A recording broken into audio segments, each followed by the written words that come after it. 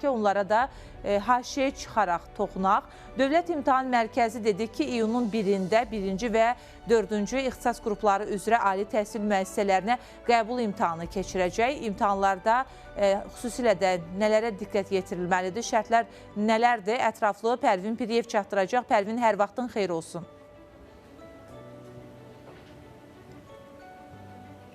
Salam Çinarə. Bəli, Dövlət İmtahan Mərkəzi həftə sonu iyunun 1-də 1 və 4-cü ixtisas qrupları üzrə artıq ali təhsil müəssisələrinə qəbul imtahanı keçirəcək və bu istiqamətdə əslində biz bir müddət əvvəl də canlı bağlantı vasitəsilə artıq şagirdlərə və abituriyentlər üçün müəyyən informasiyalar çatdırmışdıq ki, onlar imtahana buraxılış vərəqələrini çap edə bilərlər. İndi isə imtahana artıq sayılı günlər qalıb, bir neçə gündən sonra isə 1-ci və 4-cü ixtisas qrupu üzrə təhsil alan, daha doğrusu 1-ci və 4-cü ixtisas qrupu üzrə ali təhsil müəssisəsinə qəbul imtahanı keçiriləcək və bu istiqamətdə də təbii ki, Dövlət İmtahan Mərkəzinin mətbuat katibi Xanlar bizim suallarımızı cavablandıracaq. Xanlar bəy, salam. İstəyərdim ki, ilkin prosesdə iyunun 1-də keçiriləcək imtahan üçün şagirdlərə nə kimi şərtlər irəli sürülüb və onlar nələrə diqqət etməlidirlər?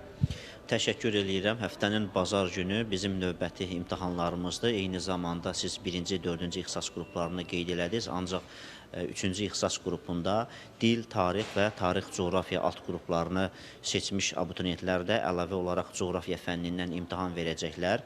Kütləvi imtahan hesab olunur. 1-ci ixtisas qrupu üzrə 31 mindən artıq, 4-cü ixtisas qrupu üzrə hardasa 6500-dən artıq və coğrafiya fənni üzrə əlavə imtahanda isə 8000-ə yaxın abituriyentin iştirakı nəzərdə tutulur. Ümumilikdə biz baxsaq, 45 mindən artıq abituriyent bu həftənin bazar günü öz qəbul imtahanlarını verəcəklər. İmtahanlar Bakı şəhəri ilə yanaşı digər şəhər və rayonlarda ümumilikdə 23 şəhər və rayonda keçiriləcəkdir. Buraxılış vərəqəsini onlar mayın 21-dən çap eləyirlər. Buraxılış vərəqəsində onların həm təlimatı var imtahan qaydaları ilə bağlı, eyni zamanda imtahan binası, zalı, saat neçədə imtahan binasına yaxınlaşmaq lazımdır. Bir nüansı nəzərə almaq lazımdır ki, buraxılış vərəqəsi və şəxsiyyəti təsdiq edən sənədin əsli. Bu iki sənəd mütləq onların üzərlərində olmalıdır. Hər hansısa bir uyğunsuzluq olarsa, onda həmin o abituriyent imtahana buraxılmır. İmtahan saat 10-da başlayır, ancaq 9:45-də imtahana buraxılış rejimi başa çatır. Ona görə də buraxılış vərəqəsində göstərilən vaxtda imtahan binasına yaxınlaşmaq lazımdır.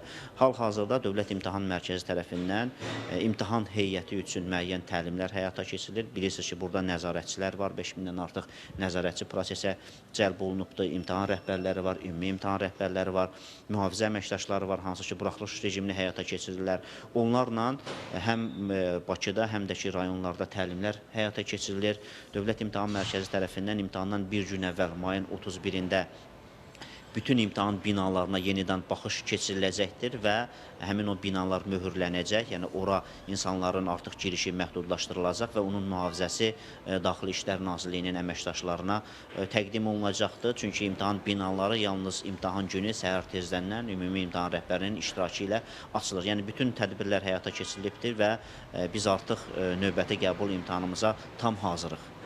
Təşəkkür edirəm Xanlar bəy. Belə Çinarə, bizim müsahibimiz Dövlət İmtahan Mərkəzinin mətbuat katibi Xanlarzadə idi və oyunun 1-də ali təhsil müəssisələrinə 1 və 4-cü ixtisas qrupunu seçən abituriyentlərin imtahan prosesi ilə bağlı müəyyən informasiyalar diqqətimizə çatdırdı və onu da vurğuladı ki, eyni zamanda 3-cü ixtisas qrupu da DT və TC alt qrupunu seçən abituriyentlər artıq coğrafiya fənni üzrə də qəbul imtahanında iştirak edə biləcəklər və eyni zamanda qurum rəsmisindən son informasiyalar da bizim diqqətimizə çatdırıldı. Belə mənim hələ ki sən ötürəcəm informasiyalar, yekun məlumatlar bu qədərdir. Sözü yenidən xəbər mərkəzinə ötürürəm. Çinarə. Təşəkkürümüzü bildirib Pərvin məlumatı bizimlə bölüşdüyün üçün. Dəyərli izləyicilər,